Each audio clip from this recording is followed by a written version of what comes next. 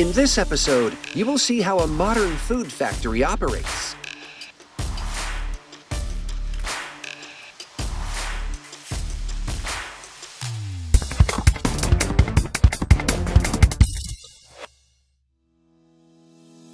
Food needs around the world continue to grow.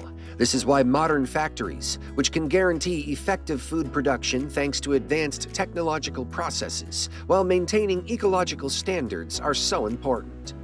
Food produced in such factories must be of repeatable quality.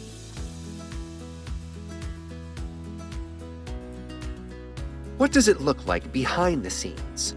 In order to find out, we visit a Unilever factory in Poznań. It's a state-of-the-art production plant which is key for Europe and a part of the company's food business. The factory has been in operation for 92 years. It employs over 700 workers. A wide range of food products is manufactured in the plant, including mayonnaise, ketchup, pasta, soups, and sauces for Knorr, Hellmann's, Unox, and Amino brands. The Unilever plant in Poznań manufactures 10,000 tons of products a month, the highest tonnage among all Unilever factories across the continent. Let's see what it looks like on the inside. Off we go into the plant. There are 25 fully automated lines in the entire factory. The production is divided into dry products, well-known powdered foods, and wet products, namely pre-made soups and sauces, ketchup or mayonnaise. Let's start with the dry kitchen, where we'll see how ramen noodles are made. There have to be noodles in ramen. They are made on a fully automated line, the parameters of which are constantly monitored by its operator. After mixing, the dough is pressed. This creates a ribbon which is roughly 1 millimeter thick. Next, the ribbon of dough is divided and cut into thin strands arranged in a characteristic bundled way. In this form, the noodles enter the steamer, where they are pre-cooked. Next, the ribbons with threads are cut into pieces and folded in half to create a block. These are moved to a fryer where they gain their color and taste. After frying, they are cooled, and the manufacturing line is divided into two parts to optimize the packing process, around 260 items per minute. Before it's all wrapped in foil, a flavor packet, produced on a separate line, is added to each block. The packets are scanned by the system, which identifies whether the right set landed in the right package. Thanks to this, the customer can be certain they will receive the exact product they wanted to buy at the store. Mistakes that could cause the customer to unknowingly receive a product with ingredients they are allergic to are out of the question. Anyhow, what is cooked in the wet kitchen? Vegetable soups.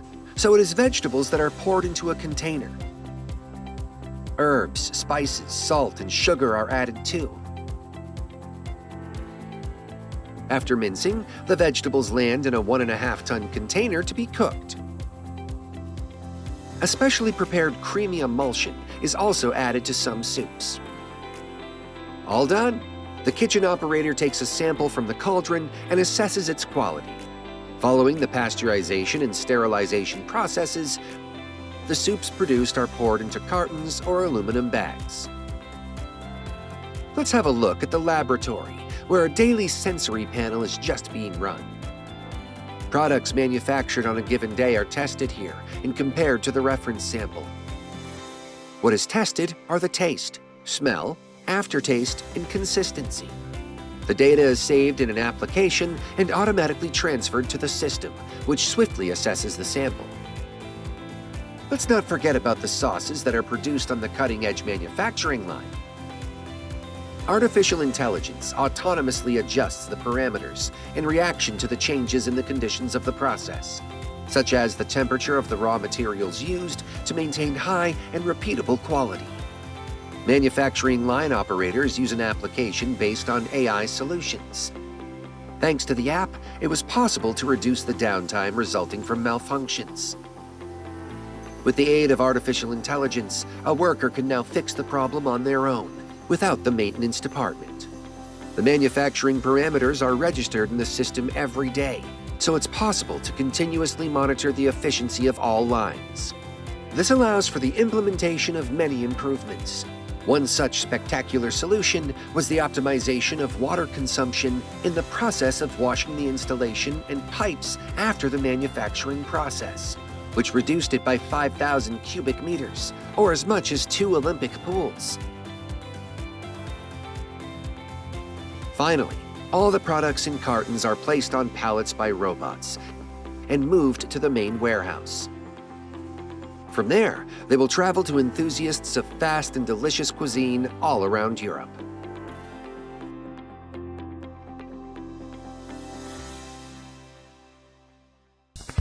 Jeżeli spodobał Wam się ten odcinek, to koniecznie musicie zobaczyć, jak działa wielka fabryka łososia.